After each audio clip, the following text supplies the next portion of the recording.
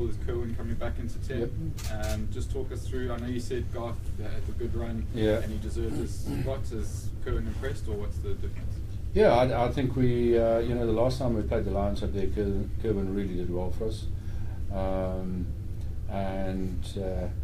so we're hoping for a repeat performance from him. So, and that's the reason we brought him back in. Having said that, I mean, Garth moving to the bench, he's obviously a very important guy for us in our setup. Does Kerwin offer something completely different to what Garth offers at 10, or is it a communication thing? I do think that Kerwin's kicking game is probably a little bit better than Garth, and that's been the main reason. Coach, there's been a lot of talk from the guys that we've interviewed about the importance of this game. I mean, it goes without saying, but the talk of the Vikings and that kind of stuff. Have they been motivated to kind of what you would hope they would be? Yeah, I think so. We had a great week. The boys are really ready, and we know we've got a big shot at this, so it's a one-off game, and the boys will be up for it.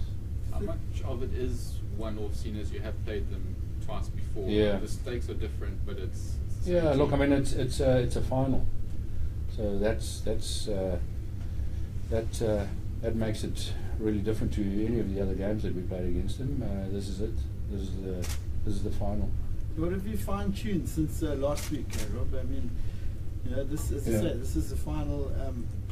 Have you guys changed anything? Have you sort of put more effort into certain points of the game? I mean, this is the third time you're playing these guys. Yeah. What do you have to do to beat these guys, other than be ahead in the scoreboard come finals? Yeah. Look, I mean, we, as I said, and I don't want to go back on that, but we said the guys were disappointed after the game on Saturday because that was not our best effort. We all know that, but that's done and dusted, and we're just going to go in with what we're good at, and hopefully that'll be good enough to pull it through for us. Philip, can you give us a bit of an insight to a player's perspective on the mood in the camp, especially as a captain? Do you feel the guys are up for it this one? Yes, I definitely feel we're up for it.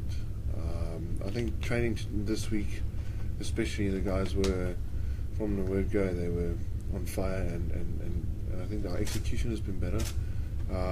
We're focusing to not give the Lions any opportunities, and that includes looking after the ball properly. So I think from that point of view, I think we've been sharper, but I think obviously everything will depend on the day. So but I think the mood in the camp is really good.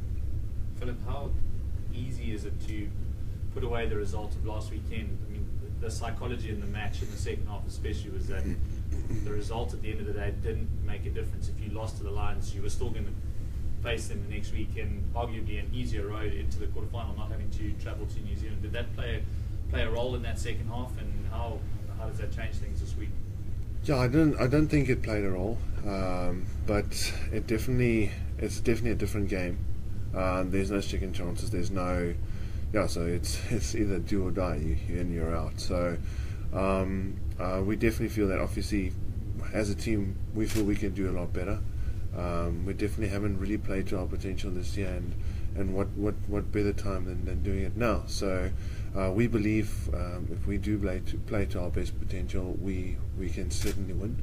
But obviously we don't underestimate the fact that they're also a different team at Ellis Park, and they'll play with a lot of confidence since they've finished top of the log. So I think to answer your question, the only real difference is that there's no second chances for either of the teams, and us being the underdogs, we've got nothing to lose, and we want to apply that pressure and let them feel it from the start. Just adding on what Philip's saying there, the underdog tag, the pressure must be more on the Lions. They expect to go to the final. People are really talking about them hosting the final. Yeah. Is there kind of an in for you guys there to mount more pressure on them if you start well? Yeah, I think the start well is going to be crucial, and you're 100% right. The pressure's on them. everyone is expecting them to win, the whole of South Africa. So we've got nothing to lose, and that's going to be our mindset. Rob, you mentioned that Kerwin's kicking game, is that going to be quite a big part of your sort of action plan, is to use your kicking game quite a bit? Yeah, look, I mean, I you know, it is a final, and we you know, in the last game we didn't get the territory that we wanted, so that'll be a big focus for us, getting the territory. Welcome, Mike.